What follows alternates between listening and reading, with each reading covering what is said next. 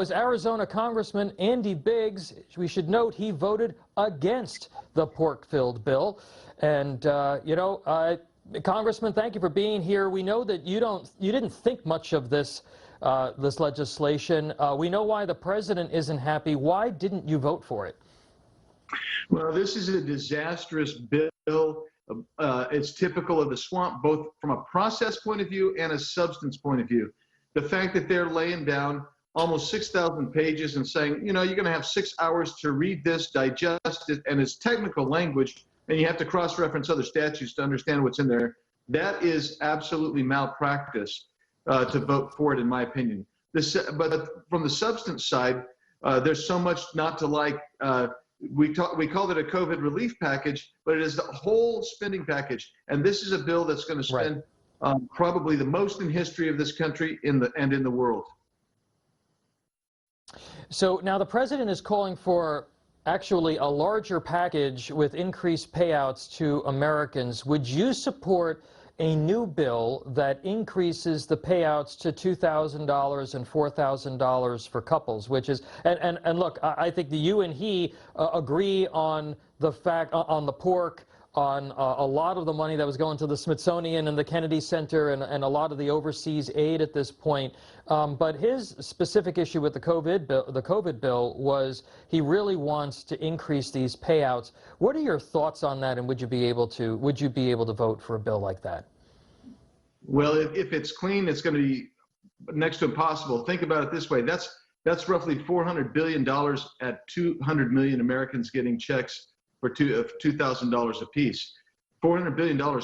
We don't have that money. That's going to come from the future generation. The best way to get stimulus, in my opinion, is to get the economy open, let businesses get back to work, let Americans be Americans, make choices, take risks. And guess what? Within a very short period of time, you're going to see the economy roar back and people survive the thing, and not just survive it, but do better than ever before. But when we throw 4,000, why not say, let's do $1 million? Let's make everybody a millionaire.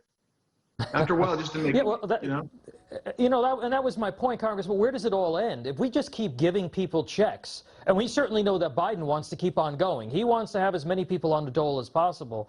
The far left wants universal basic income. Where does it stop if we just keep going down this road? Well, my belief is that President Trump was talking and trying to find targets, specific groups of individuals, because he mentioned specifically restaurants. Well, restaurants have been particularly hard hit, as the travel and tourism industries. Those all been hard hit. But it isn't the federal government or President Trump that's hit them. It's those state and local governments. And these part and parcel of this package was a massive bailout to state and local governments who are basically crushing their own people. And, at some point you have to say the state and local governments have culpability here, and they need to bear up under the burden that they have. And in the meantime, we're going to provide some backstop, but I mean to come out and give effectively a universal income minimum of $2,000 per person, that starts us down, I'm afraid to say, a slippery slope. That's why I believe that President Trump was specifically trying to iterate groups within our economy that need specific help.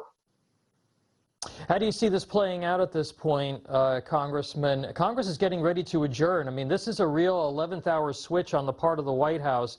What do you see happening? Well, we've been told that Pelosi's going to try to do this without a vote tomorrow, which doesn't surprise me, but we will object, and that won't happen.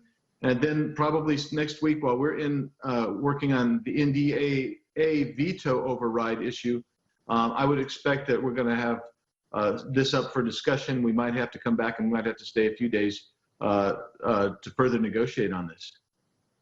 And then just real quick, 15 seconds, yes or no, will you vote to override the president's veto on the NDAA? No, I won't override his veto. Okay. All right. Congressman Andy Biggs, one of our real true fiscal conservatives in Congress. We appreciate you being here. Thank you. Thank you. Good to be with you.